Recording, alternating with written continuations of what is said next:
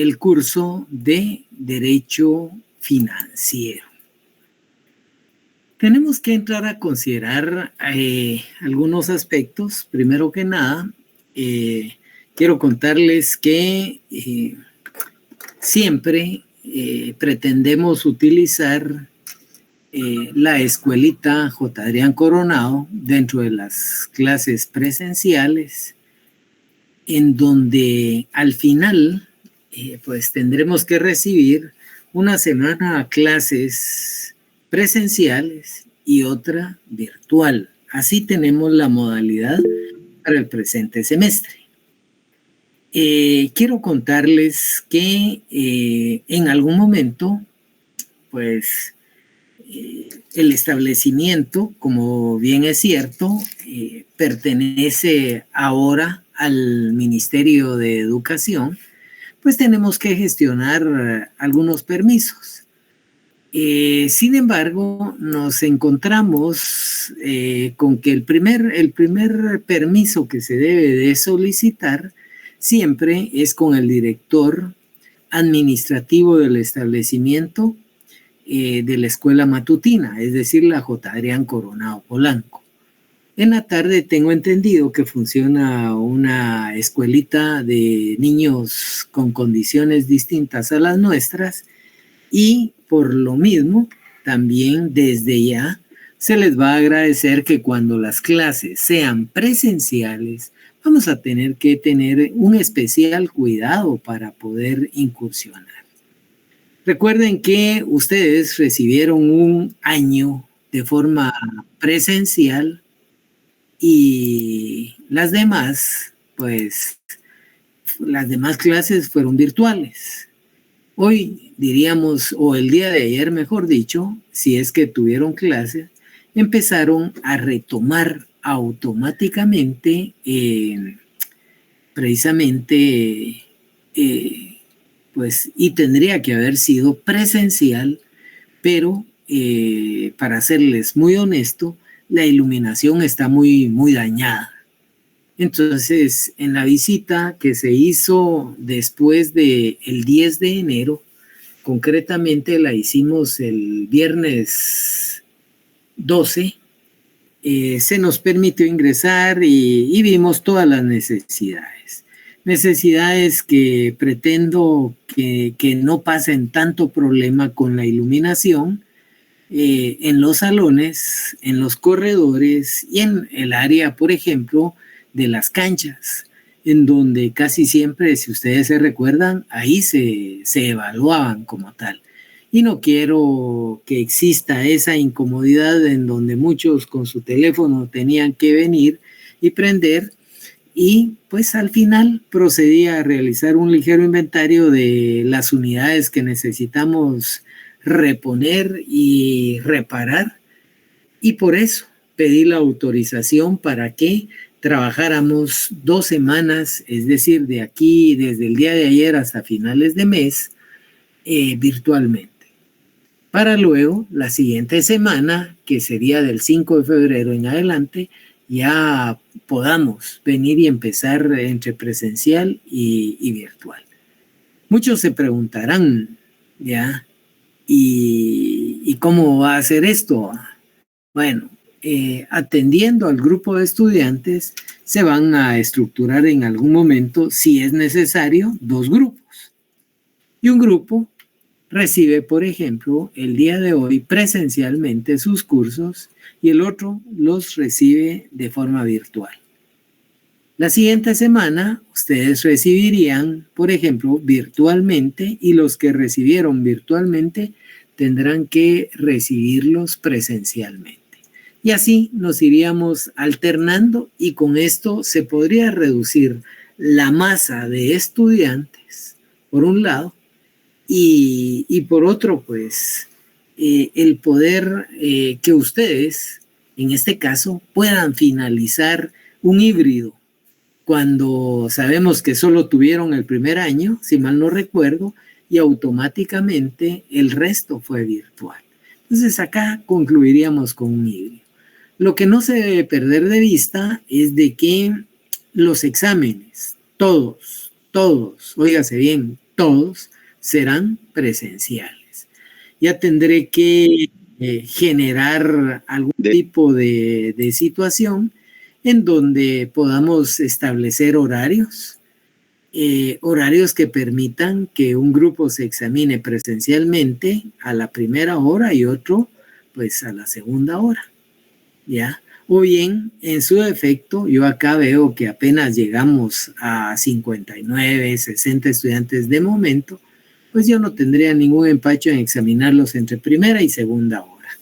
Ya será una situación de coordinación. Y les comparto esto por la sencilla razón que las clases, si bien es cierto, se han iniciado el 22, déjenme contarles que de el 5 prácticamente a el 16, a pesar de que acá tendríamos que fuera del 29 al 9 de febrero, eso es como viene el calendario, pero dependerá mucho de qué. Ahí vienen las primeras retrasadas como tal, ¿verdad? Del 29 al 9, o sea, del 29 de enero al 9 de febrero como tal. Bueno, eso es por un lado, retrasadas. Parciales, automáticamente tendríamos precisamente después de la segunda quincena o iniciando, podría ser la segunda quincena del mes de febrero y tendríamos exámenes del 19 al prácticamente 1 de marzo. Así viene de cargado los primeros parciales. Entonces va a ser importante que podamos ir prácticamente avanzando para el solo hecho de poder prácticamente tener un contenido básico para poder evaluarse. Bueno, esto es dentro de la información general. Les cuento para ustedes que recibieron siempre pues el primer año presencialmente, tomen en consideración que tendrán en algún momento que hacer uso de los famosos banquitos. Ya ustedes saben que positivamente la universidad no cuenta con establecimientos propios, excepto que alguien quisiera estudiar en el centro universitario, pero el centro universitario, primero que nada, aún no tiene aperturado el 9º semestre. 1. Y 2, yo no sé si ustedes quieren salir donde el título diga la Universidad de San Carlos de Guatemala y el Centro Universitario de Zacatepeques otorga pues el título de abogado y notario de la carrera de Derecho. Así va. Mientras que nosotros somos gloriosamente la Facultad de Ciencias Jurídicas y Sociales, que dicho sea de paso, el 31 de enero, no porque sea mi cumpleaños, es que les doy descanso. Les doy descanso porque es el aniversario de fundación de la universidad, un regalo tan lindo que la vida me dio haber nacido en ese día tan especial, solo que la universidad, nuestra facultad, cumple 348 años. Mientras que el centro, pues, acaba de celebrar su primer aniversario.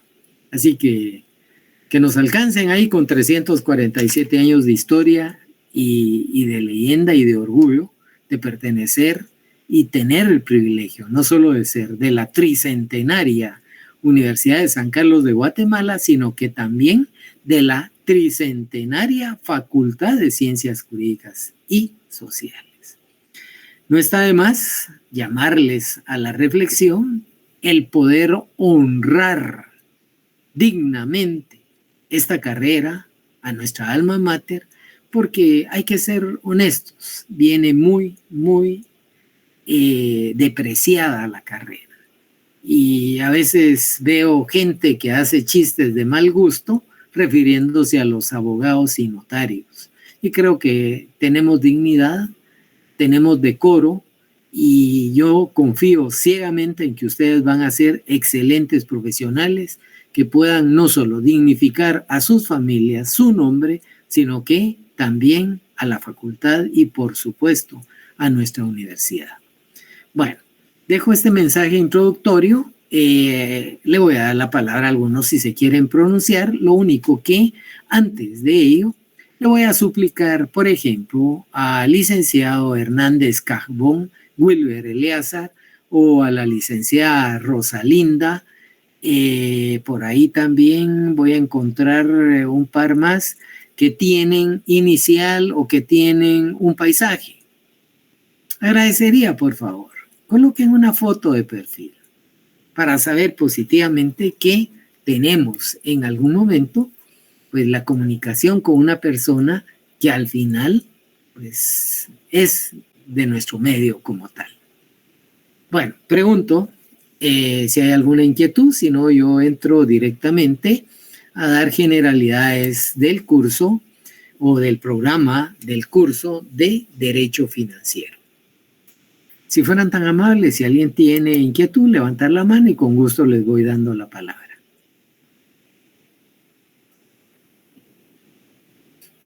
Bueno, creo que todos están compenetrados en qué es lo que vamos a abordar o cómo.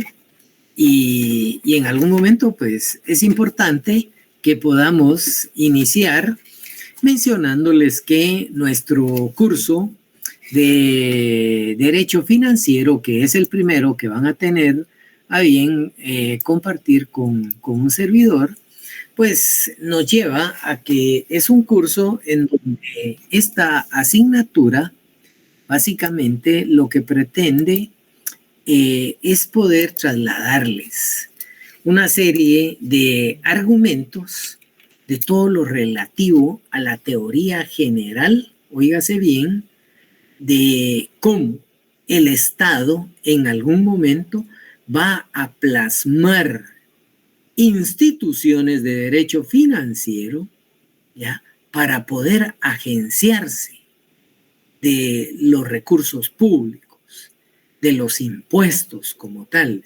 Y desde ahí que en ese amplio actuar de una administración de Estado, de una captación de recursos, de una planificación de recursos, de una erogación de los recursos, el Estado pues tendrá que venir y poder cumplir con algunos fines dentro de esta actividad financiera.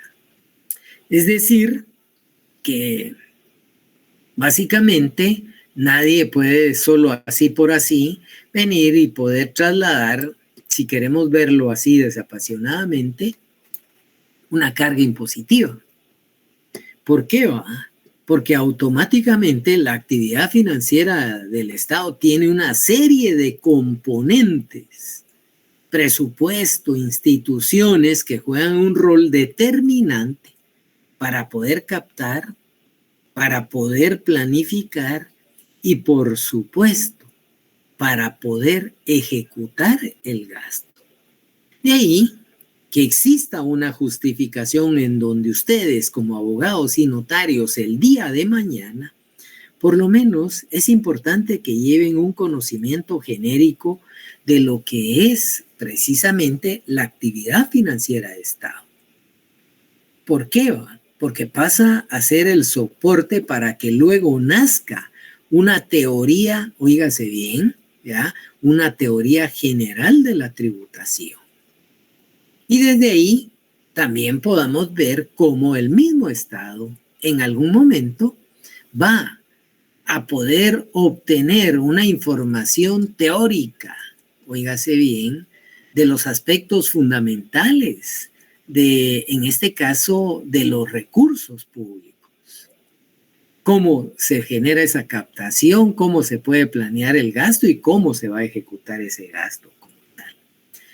De ahí que exista una serie de leyes dentro de la actividad financiera pública, sobre todo, que es esa actividad financiera de Estado en donde vamos a encontrarnos con una ley orgánica del Banco de Guatemala, decreto 16-2002, con una ley monetaria que es el decreto 17-2002, una ley de supervisión financiera, que es el decreto 18-2002, o como en algún momento, pues también puede existir una ley de bancos privados y grupos financieros, que si bien es cierto, se va más al ámbito privado, pero que dicho sea de paso, pues tienen un fundamento trascendental dentro de lo que es esta actividad financiera de Estado. También es importante el poder ir visualizando cómo en algún momento hay, por ejemplo, una ley orgánica del presupuesto, cómo en algún momento pues vamos a tener una serie de instituciones que dicho sea de paso, pues tendrán que analizar doctrinaria y jurídicamente las distintas instituciones del Estado.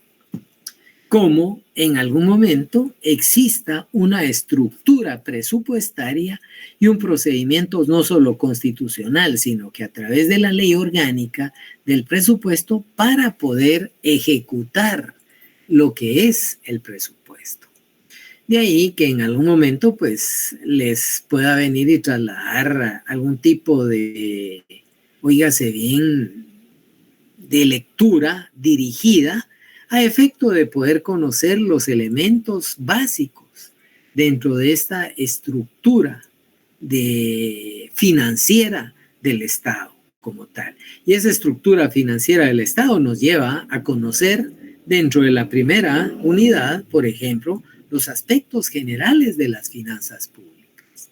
Es una serie de actividades en donde al final pues se tendrán que dividir una serie de instituciones que se tendrán que explicar y que en algún momento pues no solo se van a explicar las principales características, sino que también en algún momento podemos ver ese contenido, esa definición, ese desarrollo histórico o alguna ciencia que en algún momento pueda estudiar.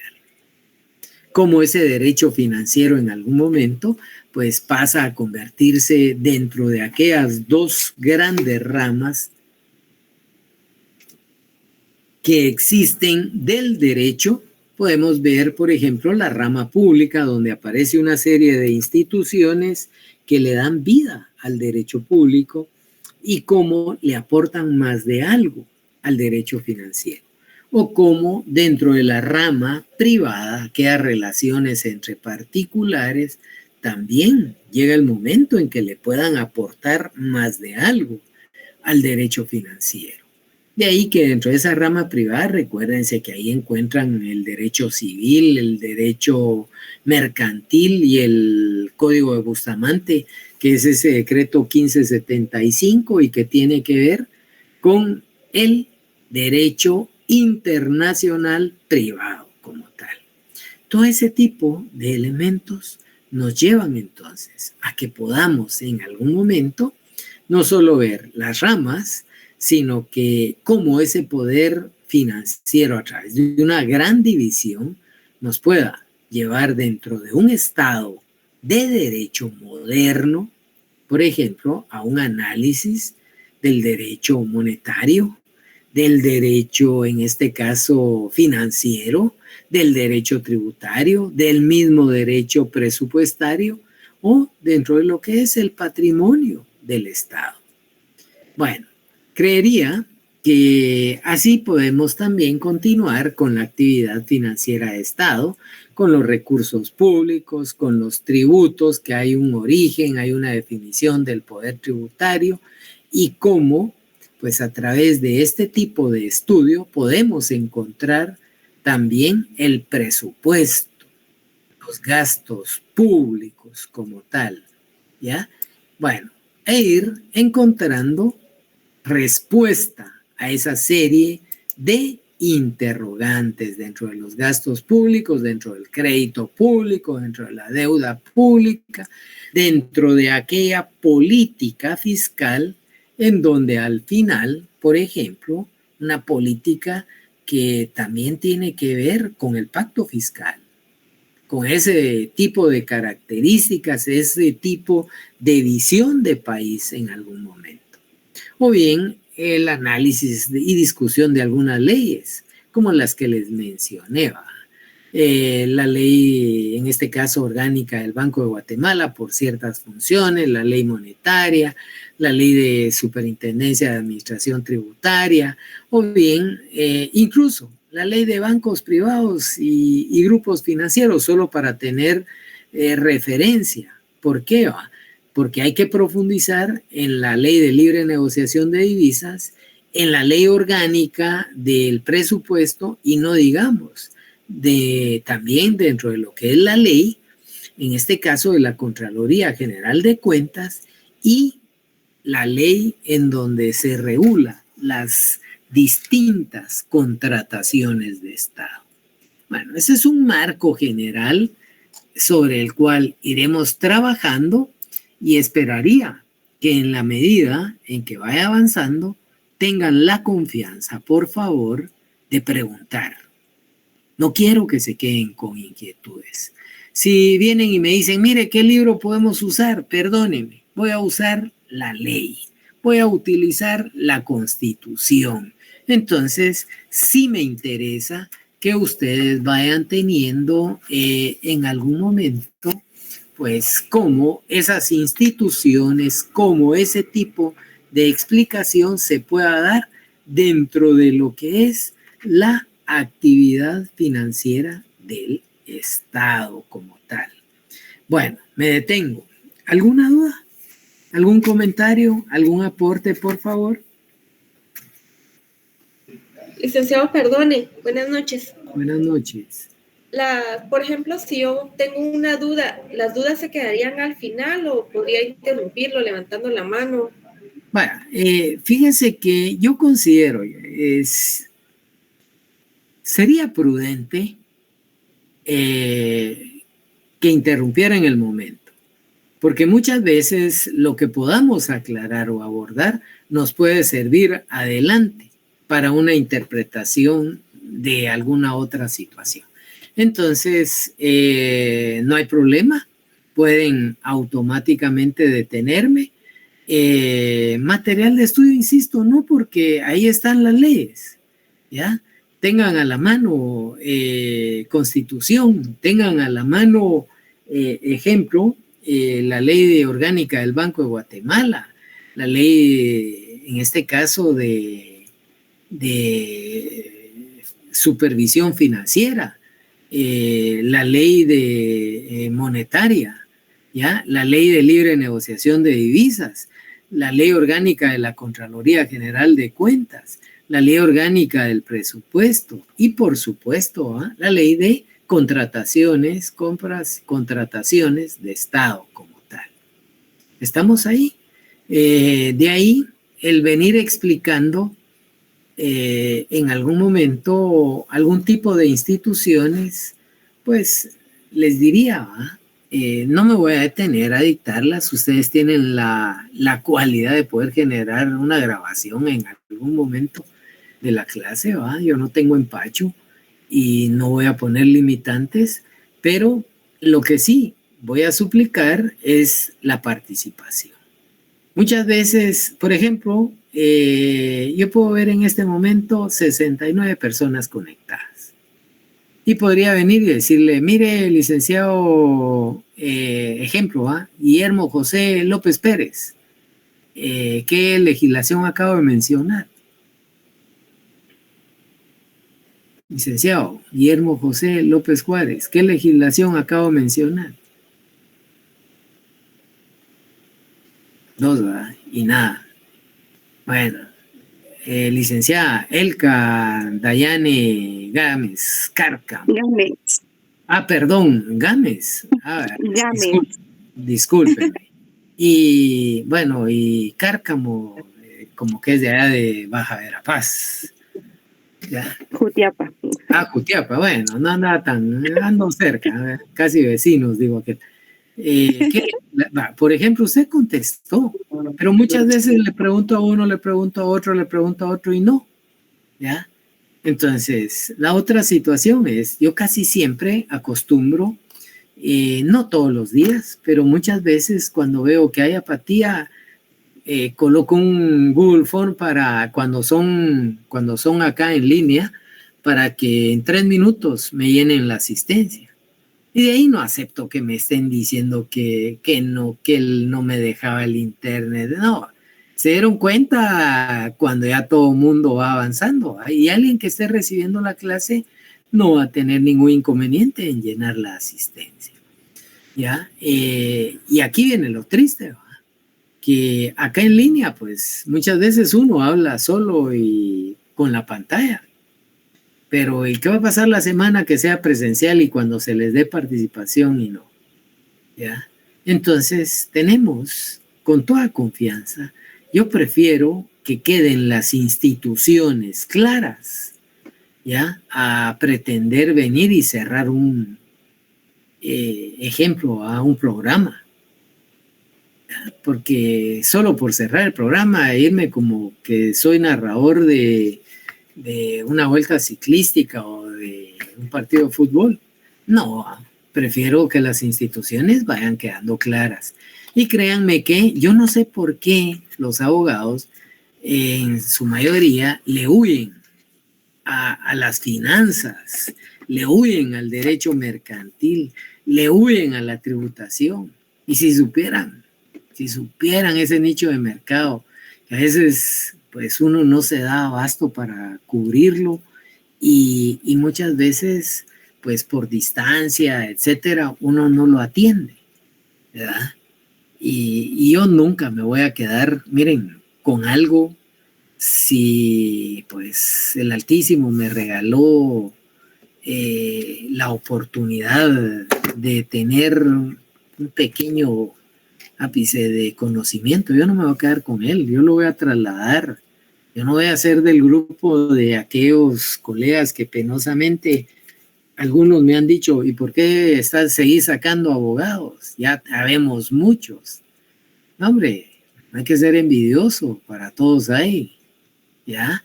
Y lo que sí les puedo decir es, quiero mucha competencia en materia mercantil y tributaria.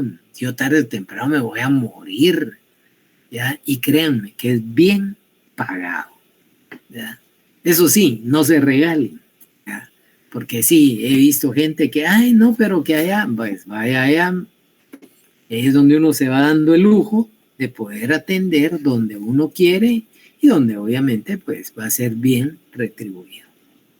Bueno, espero haber aclarado, no los quiero aburrir más con tanta casaca y le entramos de lleno al curso de Derecho Financiero. Tomemos en consideración, como antecedente, podemos platicar y véanlo como una plática. Por ejemplo, ustedes han visto aquellas películas de Robin Hood, ¿verdad? En esas películas de Robin Hood, en el desarrollo, por ejemplo, de las distintas instituciones de la época romana, existió que muchos automáticamente, y cuando digo muchos me refiero a muchas monarquías, muchos reyes pretendían establecer un tipo de comunidad de genes, ¿verdad? O de grupos humanos, de familias, ¿ya? Que al final tenían una estrecha vinculación y que estos sujetos, estos monarcas, pues idealizaban como tener su monarquía. De ahí que tuvieran una serie de súbditos, una serie de empleados, un ejército, una caballería, armamento, joyas, pero todo eso no era producto de la explotación de la fuerza de trabajo que tuviera el monarca. Hay que recordar, los voy a retrotraer a los famosos montes palatinos en las precivitas romanas y luego la gran civita romana, en donde las pequeñas familias se quedaban en algunas áreas. Vean, por ejemplo, Guerra de Tronos, cómo esos grupos van invadiendo para poderse apoderar y tener una mayor extensión territorial, tener más gente que contribuya al sostenimiento de la monarquía.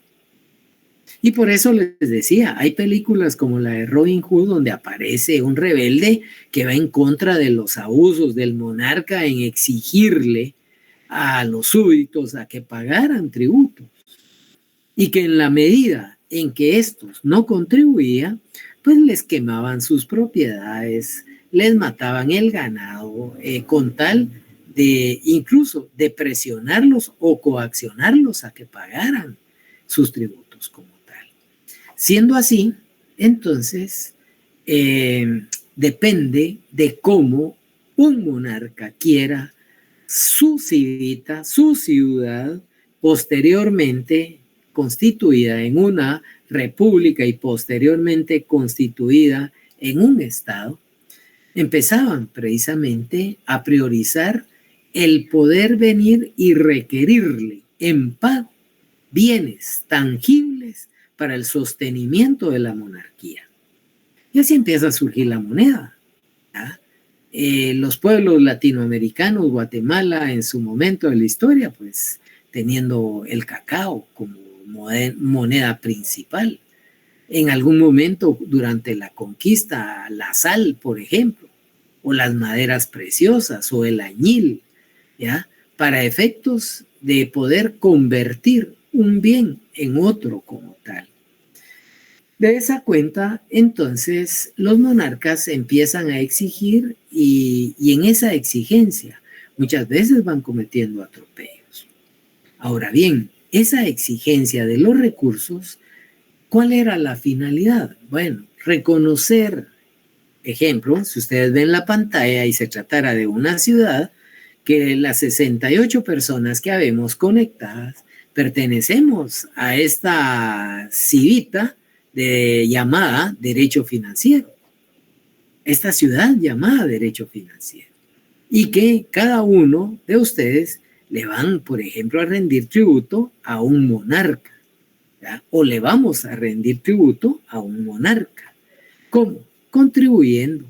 Ellos nos darían cierta protección, ellos nos darían el reconocimiento de pertenecer a una ciudad, y desde ahí tenemos que contribuir a ese reinado.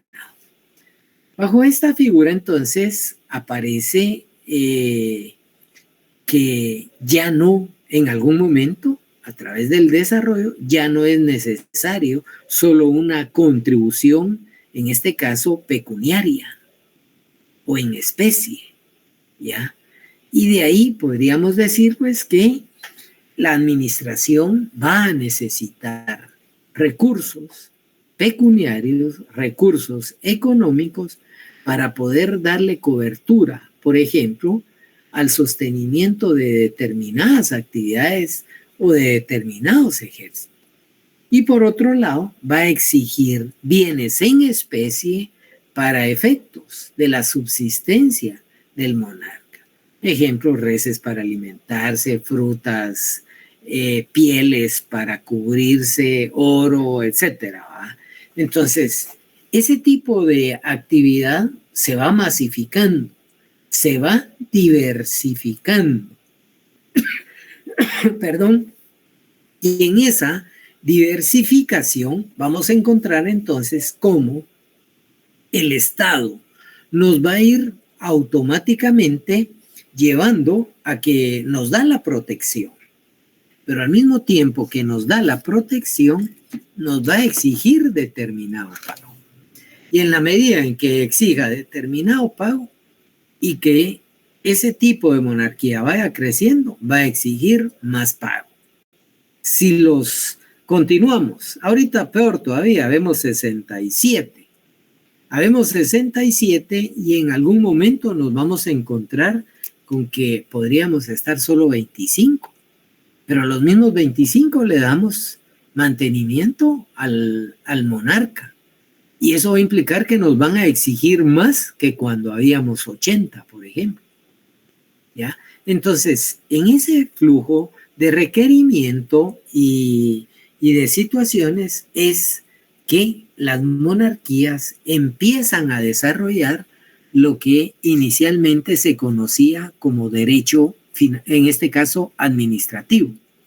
Ellos administran, ellos deciden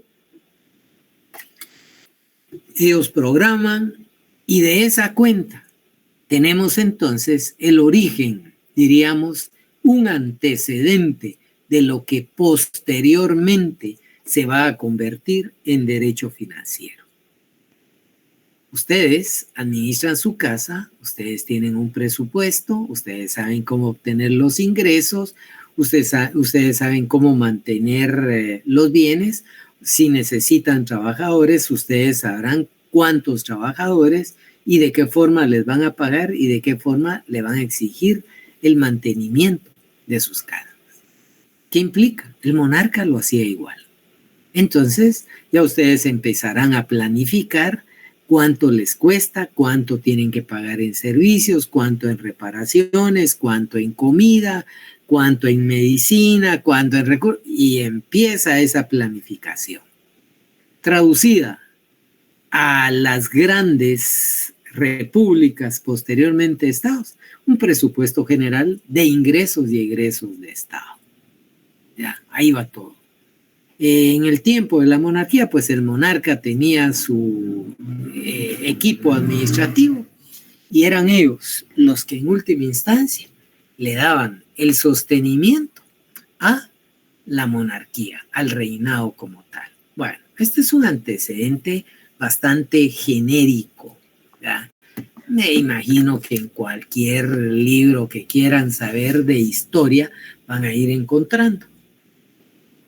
Ahora, dejemos un poco de lado cómo se desarrolla en el viejo continente y vengámonos más al medio, más a América como tal. Ya en América vamos a ir encontrando que acá pues los pueblos originarios se manejaban de igual manera como en Europa. La diferencia es que aquí le daban más valor a una piel, a una pluma, al cacao como tal, ¿ya? Y luego, automáticamente, en la medida en que iban surgiendo y desplazándose, pues toda la comunidad maya pues empieza a dividirse de tal forma que empieza a surgir una mezcla entre culturas. Y esa mezcla entre culturas nos va llevando a que tengamos debilidad al momento de la conquista. Y en la conquista somos sometidos a trabajos de esclavismo, somos sometidos a un saqueo de oro, ¿ya? De piedras preciosas, de metales preciosos, y luego pues aparece ese proceso de que como pues aquí no había hielo, no había refrigeradoras, ¿verdad?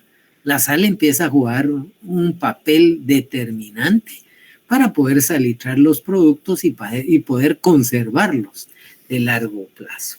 Entonces empieza la sal, empieza el cacao, posteriormente el añil. Recuerden que el añil juega un rol determinante y sociológicamente podríamos decir que es parte de lo que permite en algún momento pues poder entender cómo en el desarrollo de la sociedad puede existir pues un proceso de acta de independencia, por mencionarles algo. Un proceso de acta de independencia en donde las pocas familias posesionadas tenían todo, óigase bien, el control económico. Ellos sabían cuánto se podía exportar de añil, cuánto de maderas preciosas, cuánto de cacao. ¿Ya? Cuando Alemania descubre la fórmula que sustituye a la cochinilla, o sea, al añil, para producir añil, automáticamente se devalúa y empieza una serie de actores como el mismo Mariano Gálvez y otros a pretender, en este caso, producir café para exportarlo. Y de ahí vienen los alemanes a finales del siglo XVII a instaurarse y a producir grandes extensiones de producción de café. Y esa producción de café más la explotación de maderas preciosas es lo que sigue haciendo millonario en ese momento a una serie de personas. inicios del siglo XVIII, allá por el 821, cuando se declara, 1815, 15 de septiembre, 15 de septiembre de 1821, cuando se declara la independencia, básicamente es una independencia económica, pero al mismo tiempo que es económica, con el hecho de buscar una anexión a México y el desprendimiento de los países que para ese entonces ya era España, nos llevan a que quieren tener el poder político. ¿Ya? Y desde ahí se empieza a ver, pues, porque toda la gente tenía que contribuir al reinado. Y siguen socavando los recursos, siguen extrayendo. Ejemplo, un empresario en calidad de ustedes, aún y cuando tuviera familia en Europa y que en algún momento quisiera exportar más de algo, les voy a ser muy honesto, les cobraban siempre tributo, ¿ya? Si alguien quería acá salitrar, si alguien tenía que pagar tributo, si alguien quería en algún momento ya empezar a utilizar azúcar, tenía que pagar tributo.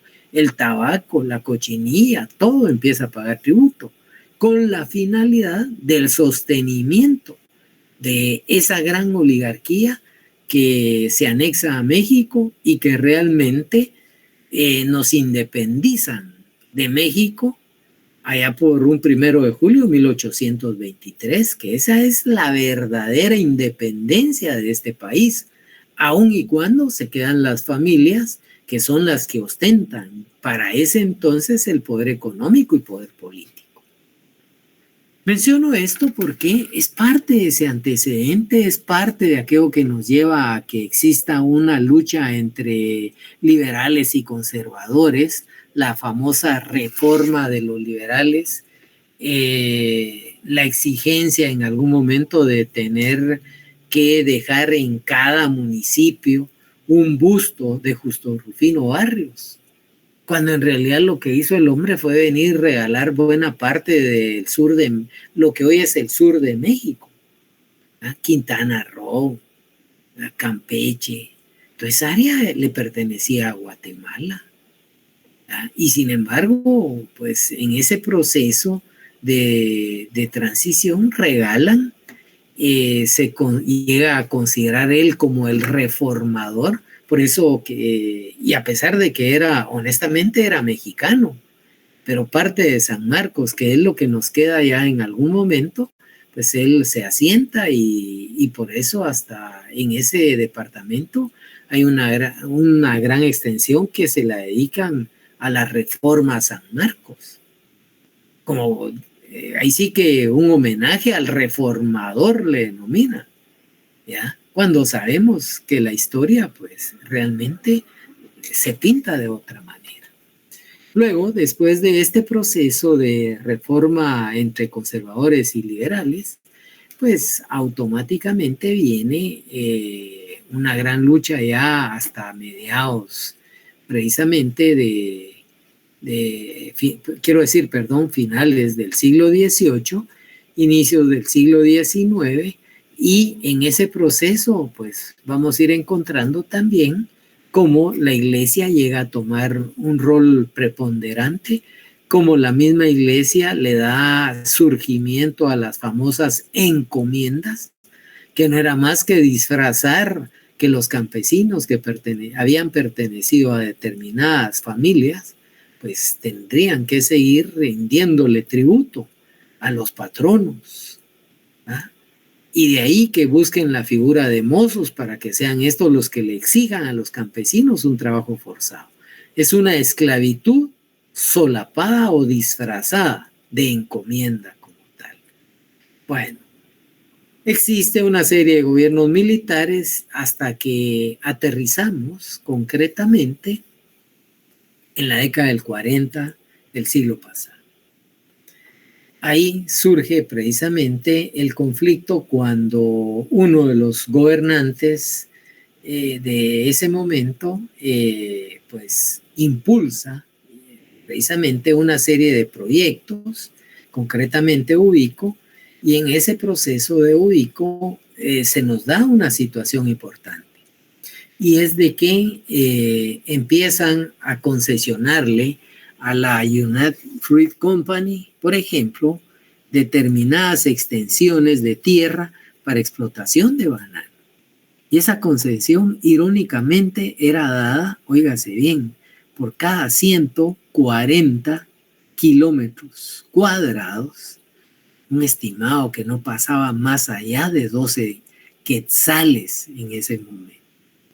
Le otorgan precisamente el Correo Nacional, le otorgan la explotación de la energía eléctrica y todo en aras de seguir manteniendo el poder de recaudación como tal.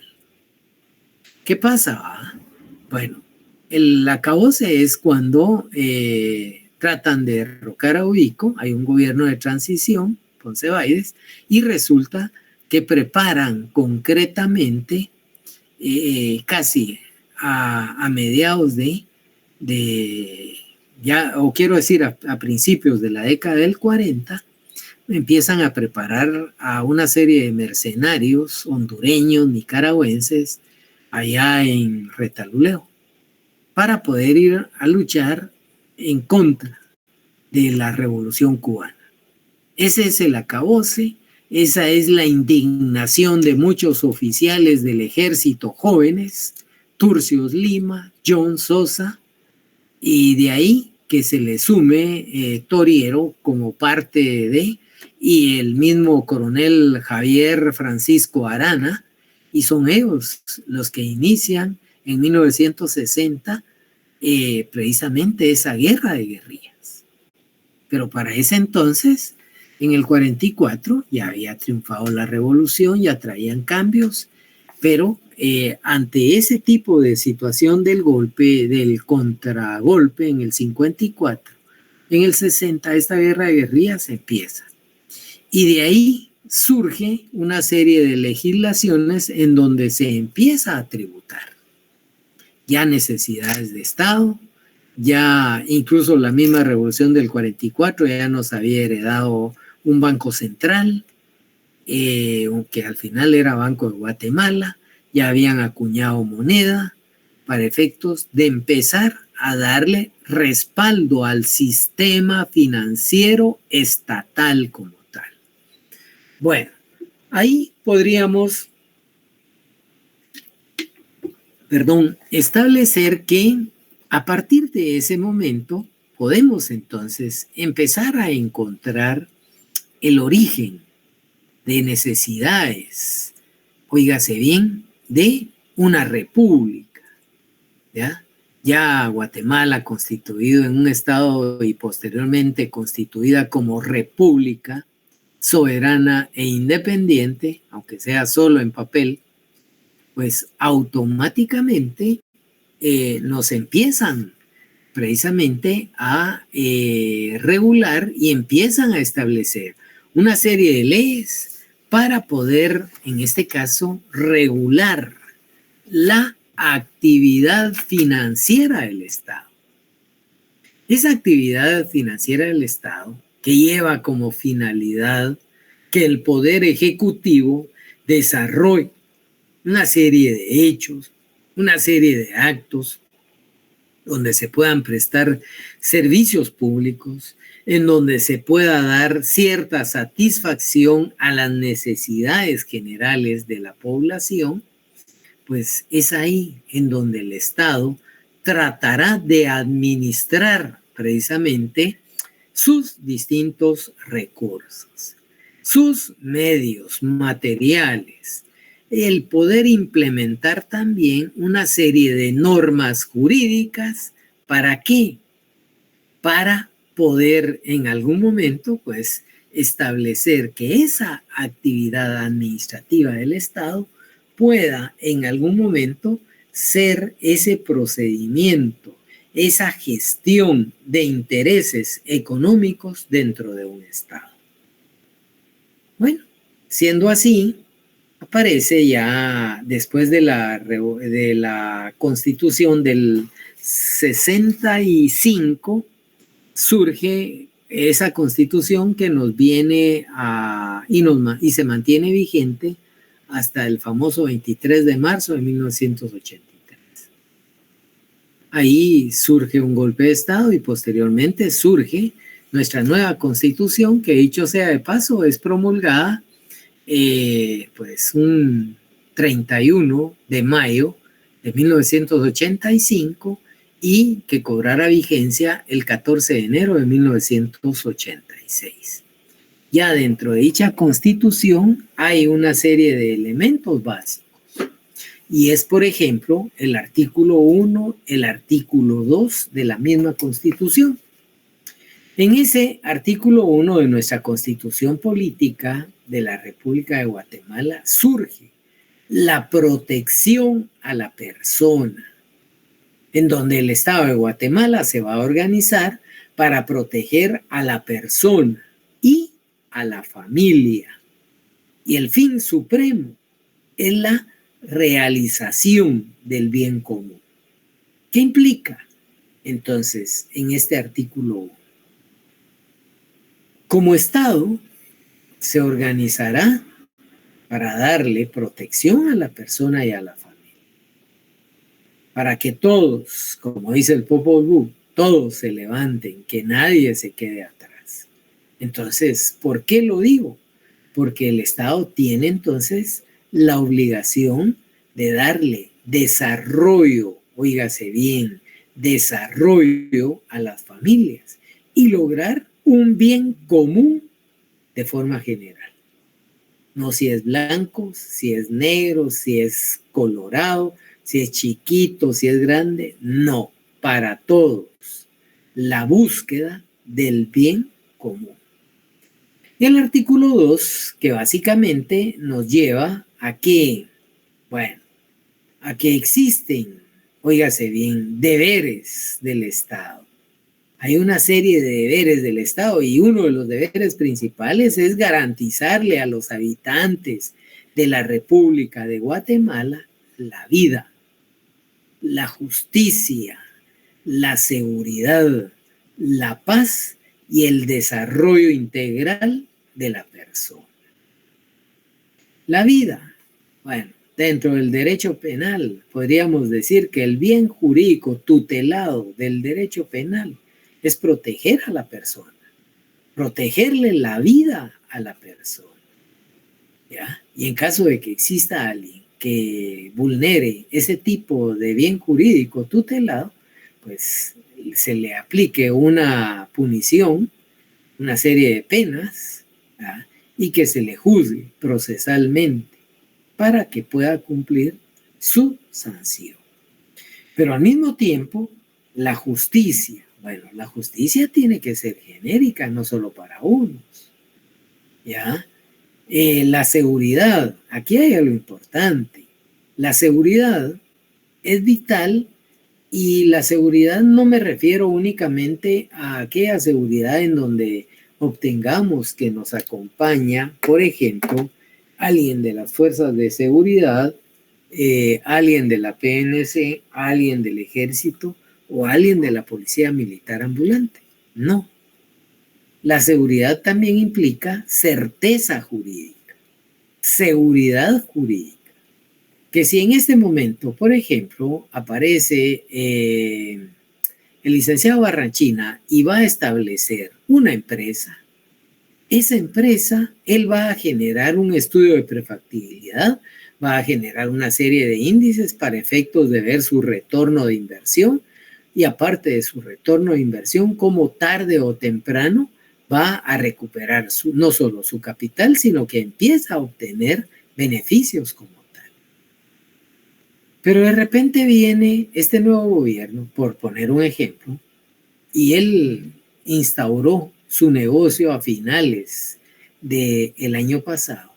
Y con este nuevo gobierno, ejemplo, que se viniera un paquetazo tributario en donde el IVA, en lugar de que sea 12, va a pasar a ser 18%, en donde un impuesto sobre la renta, en lugar de un 25%, va a pasar a ser un 40%, le desnaturaliza totalmente su proyección financiera. Entonces no hay certeza jurídica para un negocio. Y eso mismo se viene dando desde hace varios años, cuando el Estado interviene a través de un acuerdo gubernativo y precisamente establece incrementos al salario mínimo obligatorios,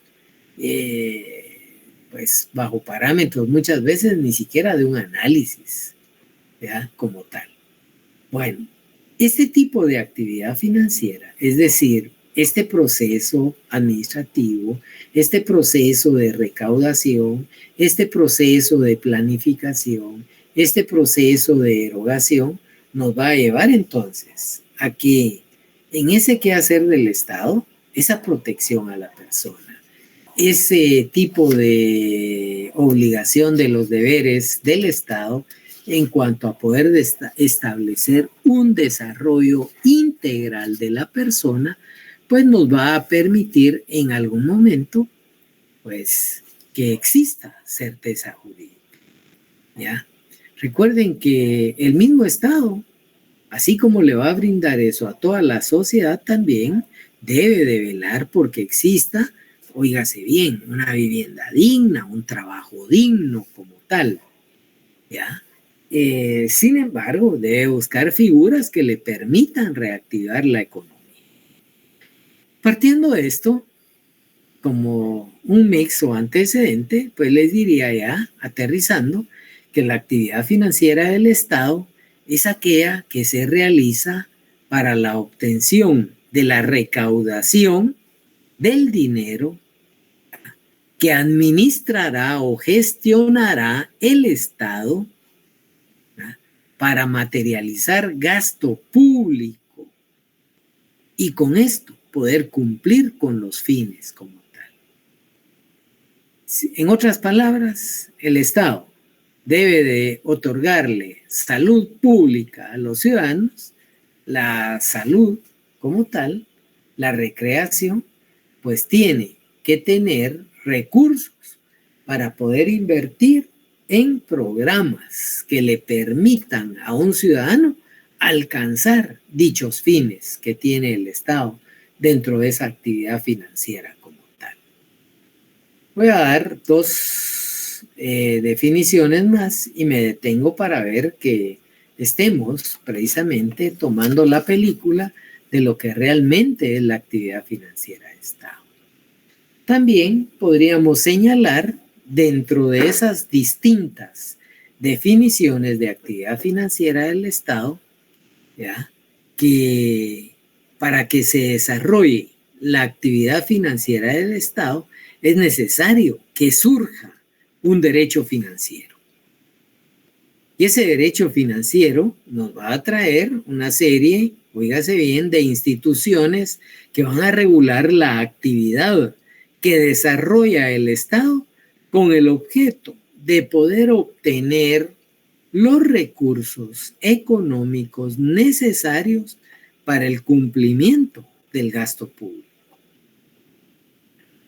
Entonces, si sabemos que el derecho financiero pasa a constituirse en una serie de instituciones, de herramientas jurídicas, en donde para que el Estado pueda cumplir con esa actividad financiera, pues tendrá en algún momento que desarrollar aquellos programas para poder obtener, para poder, en este caso diríamos, procurarse, ¿verdad?, de esos medios económicos para el cumplimiento de los fines del Estado, que al final es la erogación del gasto público como tal. Bueno, también podríamos ver cómo dentro de otra definición se podría establecer que la actividad financiera de Estado, ¿verdad?, va a estar encomendada precisamente a, pues aquí hay algo importante, ¿va?, en un inicio al organismo ejecutivo. Pero cuando surge el decreto 114-97, que es la ley del organismo ejecutivo, ahí por el artículo 35, recuerdo, hay funciones que debe de desarrollar el Banco de Guatemala, a través del ministerio, o sea, el Ministerio de Finanzas Públicas a través del Banco de Guatemala. Y es precisamente el poder recaudar una serie de recursos que al final le van a permitir, ¿ya?, al organismo ejecutivo, pues, poder mantener, ¿ya?, poder mantener elementos esenciales que permitan, ¿ya?, la obtención de los recursos. ¿Para qué? Para poder darle cumplimiento a las necesidades de educación, de salud, de vivienda, de comunicaciones, de aquellos grupos sociales que no tienen los medios económicos para poder tener una vivienda digna, una vida digna, un ingreso digno como tal. Entonces, es así como el Estado en algún momento capta los recursos a través de esa actividad financiera de Estado y luego los centraliza para luego redistribuirlos como tal a la hora de ejecutar el presupuesto general de ingresos y egresos de Estado. Bueno, esa es la evolución histórica y aterrizamos en un concepto de derecho financiero. Les pregunto, ¿tienen alguna inquietud, algún comentario, algo que quieran que se les aclare? Este es el momento, por favor.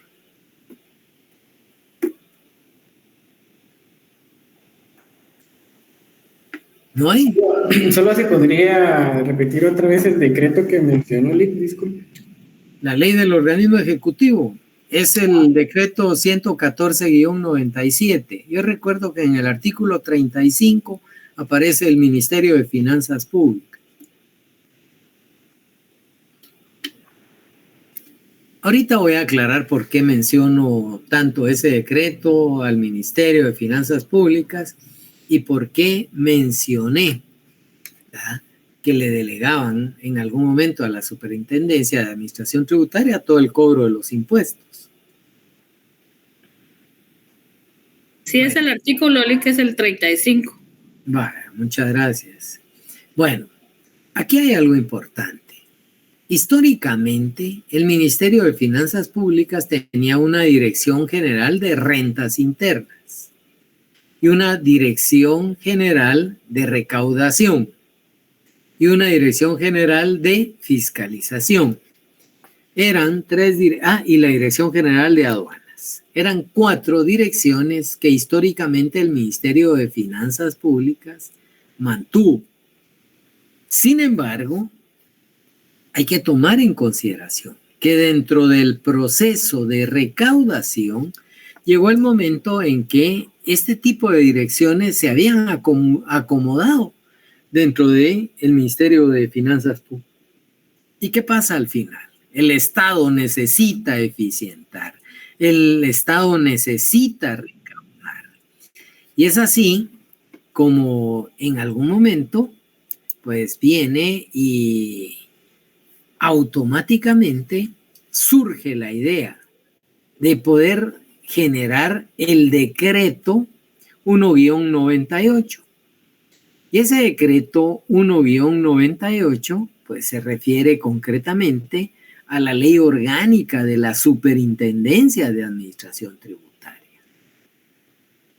Y en dicha ley orgánica, cuando ustedes vayan al artículo, por ejemplo, 3º, literal A, van a encontrar que es potestad exclusiva de la administración el recaudar, el administrar, el controlar, el fiscalizar precisamente todos los ingresos o todas las rentas del Estado.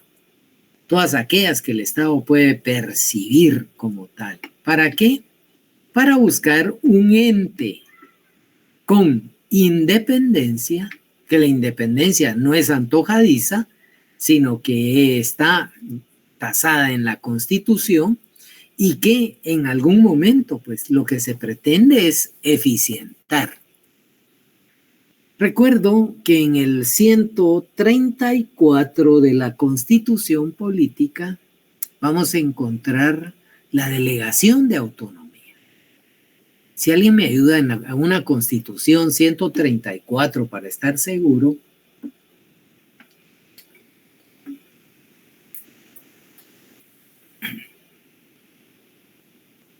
Alguien con una Constitución que me apoye, porfa. Yo lo tengo, licenciado. 134, descentralización y autonomía. Por favor, licenciada. Artículo 134, descentralización y autonomía. El municipio y las entidades autónomas y descentralizadas actúan por delegación del Estado. La autonomía, fuera de los casos especiales contemplados en la Constitución de la República, se concederá únicamente cuando se estime indispensable para mayor eficacia de la entidad y el mejor cumplimiento de sus fines. Para crear entidades descentralizadas y autónomas, será necesario el voto favorable de las 2/3 partes del Congreso de la República. Tengo ahí, licenciada, muchas gracias. Si ustedes escucharon, para eficientar, ya había debilidad en las distintas direcciones. Entonces el Estado necesitaba eficientar, y basado en el reconocimiento del otorgamiento de la autonomía, es así como surge la Superintendencia de Administración Tributaria. Es así como le entran prácticamente a otorgar su ley orgánica de constitución, ese decreto 1-98.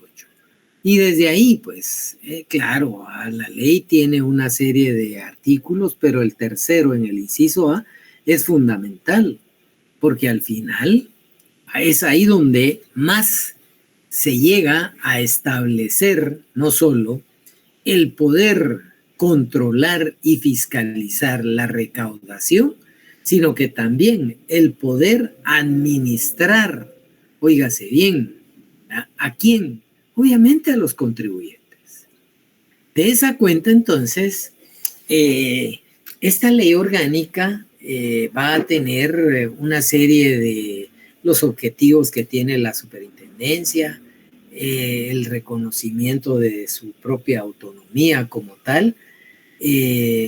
Luego le blindan con un código tributario más adelante, y desde ahí pues empieza a aparecer una serie de figuras o instituciones que tendrán que ver con el derecho, en este caso posteriormente ya será derecho tributario, pero que son la base fundamental para poder, en este caso, visualizar, entrar a requerir, entrar a trasladar un jus puniendi, ¿ya? Y es el derecho financiero el que servirá de herramienta para poder controlar esos ingresos tributarios, no tributarios, esos ingresos de capital como tal. Y ahí, en ese contexto, pues ya se podría venir y establecer esa forma de recaudación. Bueno, ¿alguien tendrá alguna otra inquietud?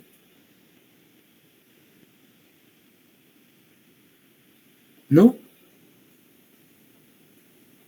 Todo claro, ¿no? Disculpe, solo dijo ley orgánica y ¿qué dijo? Reglamento. Perdón. ¿En cuál? Discúlpeme, licenciado. Usted está hablando que primero estuvo la ley orgánica y después fue blindada con un reglamento. No, con el Código Tributario. Código Tributario. Sí, gracias. Cuando hablo de la ley orgánica me refiero a la ley orgánica de la Superintendencia de Administración Tributaria, ese decreto 1-98. Y precisamente cuando ya hago alusión a que se le da una herramienta básica para efectos de poder cobrar tributos, ya me estoy refiriendo al Código Tributario, ¿ya? Ese tipo de blindaje le dan a la Superintendencia de Administración Tributaria para que ésta pueda en algún momento exigir el pago de los tributos como tal. ¿Ya? ¿Estamos ahí?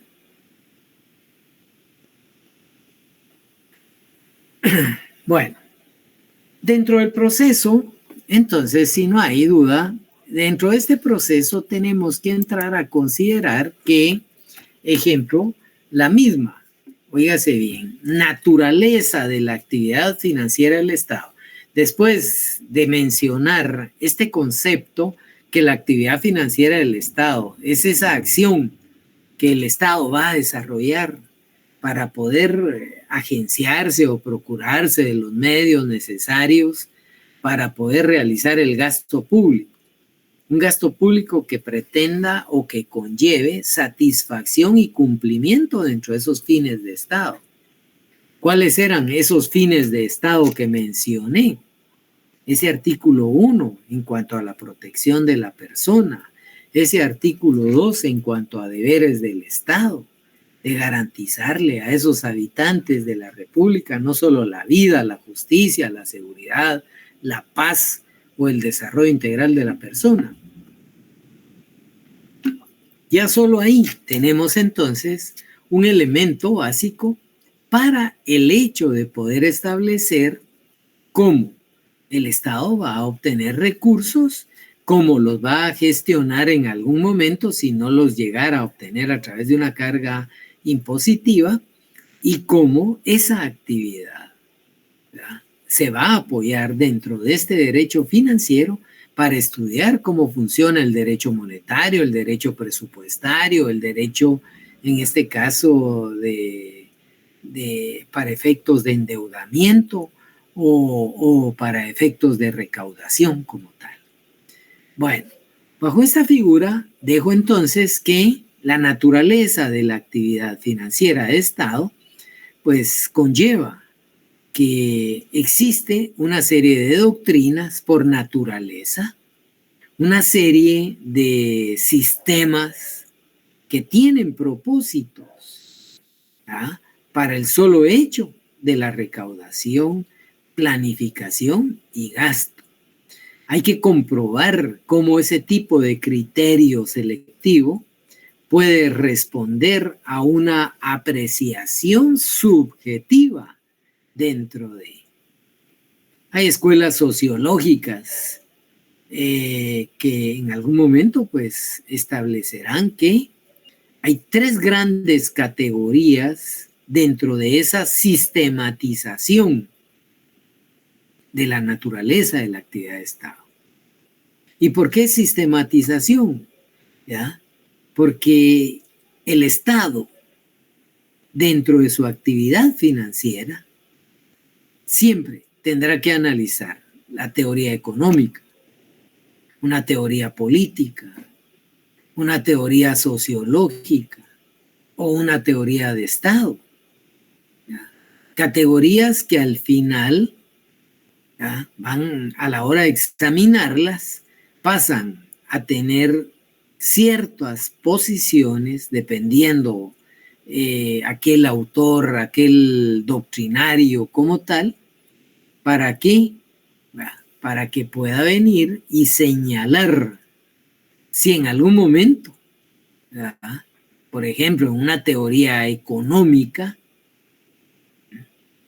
que es una serie de actos de cambio o de equivalencias entre servicios públicos y prestaciones entre particulares, necesitan, óigase bien, de esa explicación económica o de aquella relativa marginal que trasciende dentro de aquellos tratadistas que al final lo único que establecen es que la economía tiene que ser privada, ¿verdad? Y si es privada tiene que obtener la máxima utilidad y se olvidan de los factores sociales, ¿verdad? Y así podríamos analizar cada una de ellas, que de hecho lo vamos a hacer el próximo día de clase como tal. Bueno, yo pregunto si hay alguna duda. ¿No hay duda? Bueno, sí, gracias. En virtud que no hay duda, antes de retirarnos de la clase el día de hoy, pues vamos a dejar acá en el link durante 3 minutos el formulario en donde ustedes solo pueden pinchar y mandar su asistencia. Así que desde ya, feliz noche, y a los que tienen derecho mercantil 2, nos conectamos en la plataforma dentro de 10 minutos. Feliz noche, señor.